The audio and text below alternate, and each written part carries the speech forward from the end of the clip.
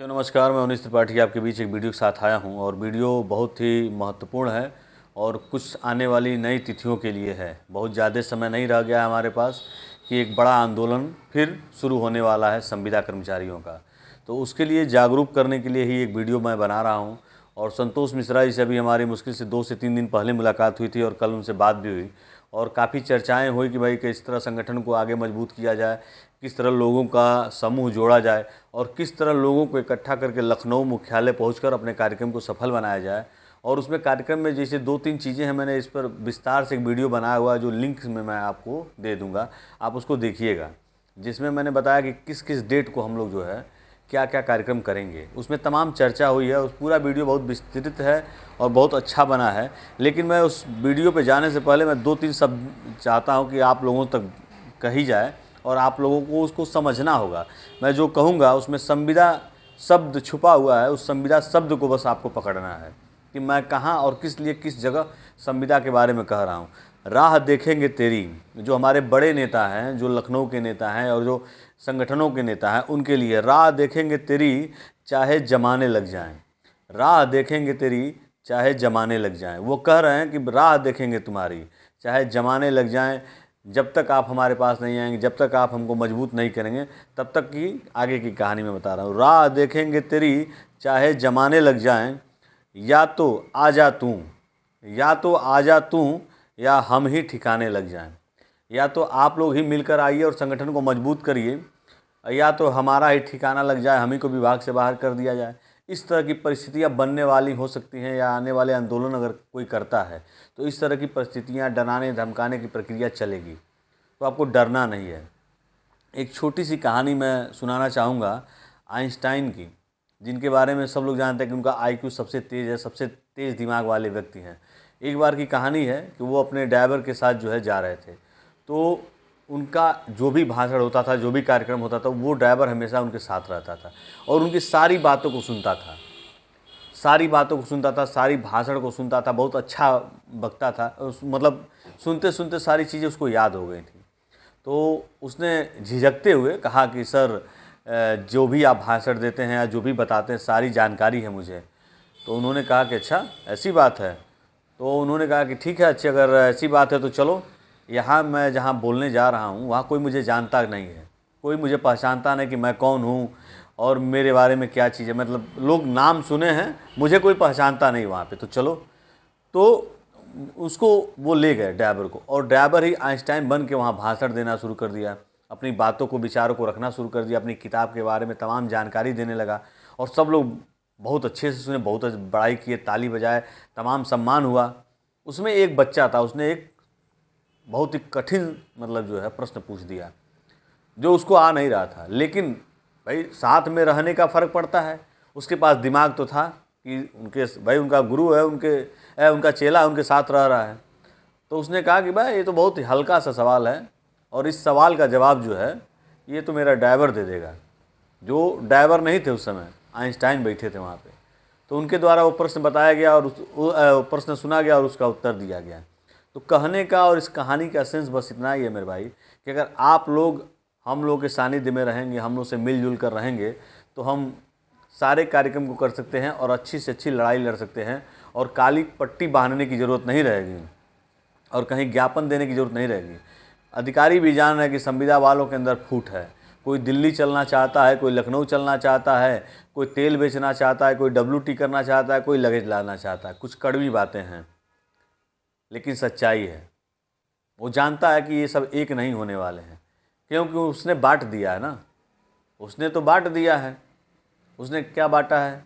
एक चालक बना दिया, एक परिचालक बना दिया, 2 रुपया अधिक कर दिया किलोमीटर पे, और उसके बाद ज़्यादा इच्छा पूर्ति हो रही, देख रहा था कि भाई ये संगठन मजबूत होने वाला है, तो आउटसोर्सिंग ला दिया, ठेका पद्धति ला दिया। अब ठेका पद्धति जब तक समाप्त नहीं होगी तब तक वो संविदा नहीं होंगे। उनको वो विभाग में हैं और वो सोचते हैं कि हम सौतेले हैं। जो संविदा के लोग हैं वो खुदे अपने आप को सौतेला मान रहे हैं। नियमित कर्मचारी तो अपना मानता कि है ही नहीं। तो सौतेला व्यवहार वहाँ से आ रहा है और ये और व्यवहार यहाँ हो रहा है।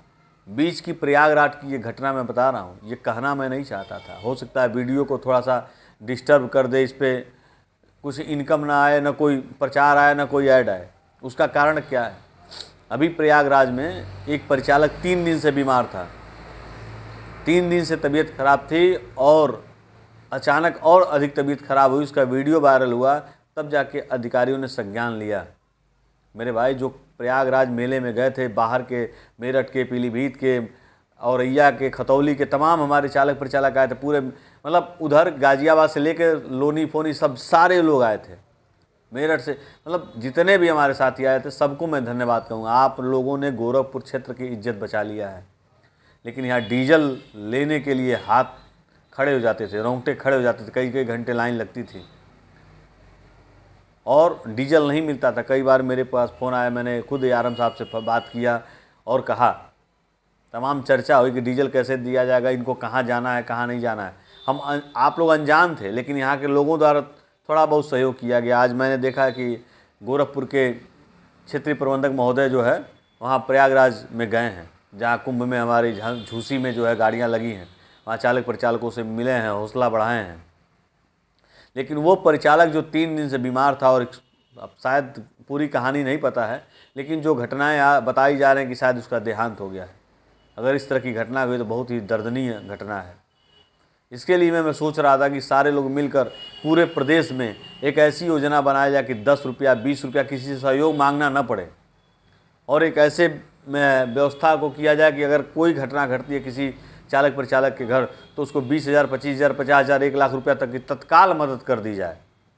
अगर इस बात से आप सहमत होंगे तो नीचे कमेंट बॉक्स में ज़रूर बताइएगा कि क्या इसको योजना को शुरू करना चाहिए, कि क्या केवल हम व्हाट्सएप ग्रुप के माध्यम से चंदा मांगें, चंदा मांग कर मदद करें, और चंदा मांगने वाले में क्या वही जो उनके परिचित लोग रहेंगे। जैसे मान ली प्रयागराज में तमाम लोग खो गए हैं, कोई परेशान है, किसी को चिंता है, लोग शेयर कर दे रहे हैं, फेसबुक पे देख रहे हैं, आगे बढ़ा दे रहे हैं, लेकिन जिसके घर का खोया है वो जानता है। तो सेम कहानी हमारे परिचालक भाई जो हमारे बीच के हैं और एक्सपायर कर जा रहे हैं, किन मजबूरियों में ड्यूटी कर रहे हैं, नौकरी कर रहे हैं, और उनके साथ कौन सी घटना घटी, इसको लिए भी लड़ाई लड़नी पड़ेगी, इसकी भी मजबूती से लड़ना पड़ेगा। अभी मृतक आश्रित परिवहन विभाग में स्थिति खराब है, लड़ रहे हैं, झगड़ रहे हैं, और नियमित होने का चांस नहीं है। कई लोग कह रहे थे कुंभ में हो जाएंगे मृतक आश्रित नियमित, लेकिन अभी कागज़ पत्तर चल रहा है, हो सकता है समय लगेगा, होगा आप लोगों का, ये निश्चिंत रहिएगा। अभी देखिए, मैं जानता हूँ कि अभी तमाम मृतक आश्रित नीचे कमेंट करेंगे, भैया मेरे बारे में कुछ बताया नहीं आपने। तो आप लोग की प्रक्रिया चालू है, कहीं न कहीं कुछ बाधा अड़चन पड़ा हुआ है, इसी नाते कुछ रुका हुआ है, उसको स्पष्ट नहीं बताया जा सकता है, कहीं कोई बात हो जाएगी तो दिक्कत होगी। तो होगा, समय लगेगा, लेकिन हमारे संविदा के जो संगठन के लोग हैं, आप लोग ध्यान दीजिए। इस समय कन्हैया पांडे से भी हमारी मुलाकात हुई, जमाल जी से भी हमारी मुलाकात हुई, और संतोष मिश्रा जी से भी हमारी मुलाकात हुई, और सबसे एक ही निवेदन है, और मैं ये वीडियो केवल संविदा के लिए ही बना रहा हूँ, मुझे इससे और कोई लाभ नहीं। हमारे अपने लोग नहीं जुड़ेंगे, अपने लोग हमारे साथी नहीं आएंगे, हमारे साथ नहीं खड़े होंगे, कोई बाहरी नहीं खड़ा होगा। बैंक वाले को क्या मतलब है, कचहरी वाले को क्या मतलब है, हाँ, या कहीं और काम करने वाले टीचर हैं उनको क्या, हॉस्पिटल में काम करने वाले पुलिस कोतवाली से क्या मतलब है, परिवहन विभाग के चालक परिचालक भाड़ में जाएं, उनसे कोई मतलब है? कोई मतलब नहीं। हमारे लोग ही हमारा साथ नहीं देंगे तो फिर कोई हमारा साथ नहीं देगा। तो इसलिए बड़ी ज़रूरी चीज़ें हैं कि भाई हम लोग को अपने सबको एक साथ जुड़ना है। अगर संतोष मिश्रा जी ने आह्वान किया है तो हमको उनका सहयोग करना है। हम चाह रहे हैं कि अगर वो जिस कार्यक्रम को करें उस कार्यक्रम में थोड़ा सा समय दीजिए। देखिए, रिश्तेदारी अपने जगह है, शादी विवाह अपने जगह है, बर्थडे अपनी जगह पे है, मरना जीना अपनी जगह पे है, लेकिन अगर आप अपने लिए समय नहीं निकाल पाएंगे, एक दिन के लिए, एक घंटे के लिए, तो फिर आपका जीवन बेकार है। आप WT करने के लिए समय निकाल रहे हैं, धक धक धक धक धक धक धक धक करता रहता है, डीजल निकालने के लिए तैयार हैं। मैं खुल के कह रहा हूँ, क्योंकि कुछ ऐसे साथी हैं जो वहाँ नहीं जाएंगे, कहेंगे ये तो बेकार के धरना प्रदर्शन करते हैं सब, कुछ होता नहीं है। अरे भाई, जब संख्या नहीं रहेगी तो कुछ नहीं होगा। आज हर प्रदेश में, हर देश में आपने तमाम चुनाव देखे होंगे। आज जो भी परिवहन विभाग का साथी कहीं न कहीं चुनाव से संबंधित रखता ही रखता है, क्योंकि बसों में तमाम बातें होती हैं और उसके दिमाग खनक जाते हैं। देखिए, आज दिल्ली में चुनाव प्रक्रिया में है, देखिए कौन जीतता है। तो कहीं भी जब तक संगठन काम नहीं करेगा, जब तक लोग काम नहीं करेंगे, तब तक कुछ नहीं होने वाला। इस संसार में गहरे जख्म अपने ही देते हैं, इस संसार में गहरे जख्म अपने ही देते हैं जो सहे नहीं जाते हैं और बताए भी नहीं जाते हैं। तो हमारे संविदा के साथियों, आप लोग एकजुट होइए और संतोष मिश्रा को मजबूत करिए, कन्हैया पांडे जी को मजबूत करिए, जमाल अहमद जी को मजबूत करिए और उनीश त्रिपाठी को मजबूत करिए। आप इस वीडियो को शेयर करिए, अपने जो भी संविदा के ग्रुप हैं उनमें शेयर करिए। अगर हम 2 रुपया 2 पैसा पा रहे हैं, 2 रुपया 6 पैसा पा रहे हैं, तो ये बहुत अच्छी बात नहीं है। कम से कम हमारी तनख्वाह 30,000 से ऊपर होनी चाहिए। कम से कम हमारी तनख्वाह 30,000 से ऊपर, तब जाके हम अपने बीवी बच्चों और माता पिता की दवाई से लेके पढ़ाई तक सारी व्यवस्था कर पाएंगे, क्योंकि महंगाई का समय बढ़ता जा रहा है।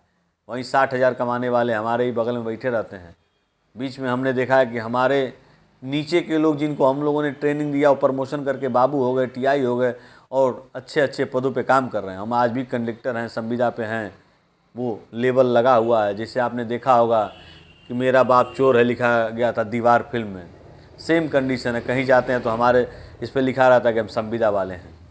हमारी बोली भाषा और रहन सहन से भी पता चल जाता है कि हम लोग संविदा वाले हैं। तो हमको उस चीज़ से हटना है, उस चीज़ से निकलना है, और वो केवल आप लोग ही कर सकते हैं, दूसरा कोई नहीं कर पाएगा। जब तक आप लोग मजबूत नहीं करेंगे, जब तक हम लोग लड़ेंगे नहीं, जब तक हम लोग जीतेंगे नहीं, तब तक काम नहीं हो पाएगा। एक और छोटा सा लाइन है, मैं कहूँगा कि हम भी कह सकते हैं, हम भी कह जाएंगे, हम भी कह जाएंगे, बीच मझधार में साथ छोड़ने वाले भी यहीं रह जाएंगे। संविदा कर्मचारियों, आपके लिए है, जान लीजिए, ध्यान सुनिएगा। हम भी ये कह जाएंगे, बीच मझधार में साथ छोड़ने वाले भी यहीं रह जाएंगे। यदि युद्ध हुआ तो अर्जुन बनना है, यदि युद्ध हुआ तो अर्जुन बनना है। तो पूरी बात सुनकर अध कचरे में सुनने वाले को अभिमन्यु बनना पड़ता है। तो जो आधा काम करते हैं, भाग जाते हैं, ड्यूटी करने लगते हैं, तमाम चीज़ें करते, तो अभिमन्यु का हाल होगा। अर्जुन बनना के लिए पूरी शिक्षा लेनी पड़ेगी, पूरे संगठन में मजबूत करना पड़ेगा, सारे लोगों को जुड़ना पड़ेगा। तो इस वीडियो को मैं यहीं समाप्त करूंगा। अगर अच्छा लगे तो शेयर करिएगा, जो नए लोग हैं सब्सक्राइब कर लेंगे। महिलाओं के लिए एक योजना आने वाली है बहुत जल्द, महिलाओं की भर्ती निकलने वाली है। महिलाओं की भर्ती कई जगह निकल गई है और गाड़ियाँ भी आ रही हैं। गोरखपुर में विशेष तौर पे गाड़ियाँ आ रही हैं और विशेष तौर पे महिलाओं की भर्ती परिचालक में होने वाली है। तो उस पर मैंने एक वीडियो बनाया था, लेकिन अभी डाले नहीं हैं, और पूरी जानकारी लेकर उसको मैं 1-2 दिन के अंदर उसको डालता हूँ। बहुत बहुत धन्यवाद।